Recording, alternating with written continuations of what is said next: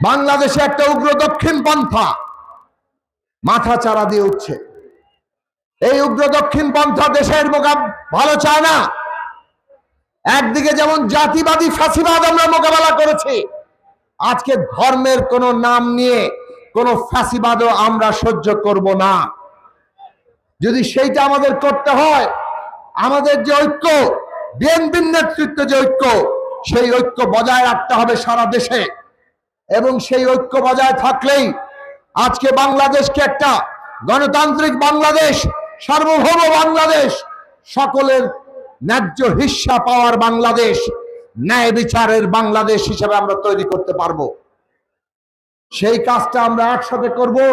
সেই ঋণে আপনারা যেমন আমাকে আবদ্ধ করেছেন, শহীদেরা আমাদের সবাইকে একটা ঋণে আবদ্ধ করেছে।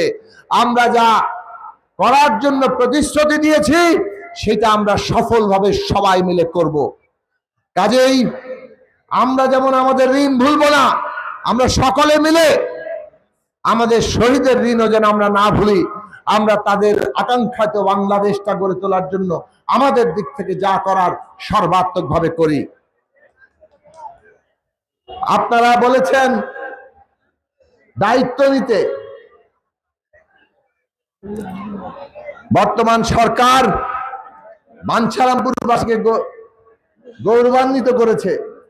অর্থ এবং পরিকল্পনা মন্ত্রণালয়ের মতো গুরুত্বপূর্ণ মন্ত্রণালয়ে বাঞ্ছারামপুরের প্রতিনিধিকে দায়িত্ব দিয়ে, সাথে কিন্তু একটা সমস্যাও বাঁধিয়েছে।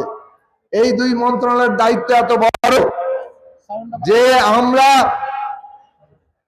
এই কাজ সম্পন্ন করার জন্য অর্থ আর পরিকল্পনা থেকে বাঞ্ছারামপুরের জন্য করলে হবে না, সারা দেশের জন্য করতে হবে।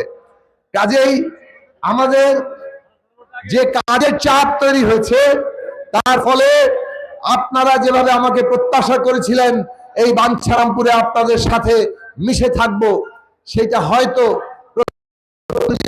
সব সময় না পারলে আপনারা আমাকে ক্ষমা সুন্দর দৃষ্টিতে এইটা মনে রাখবেন।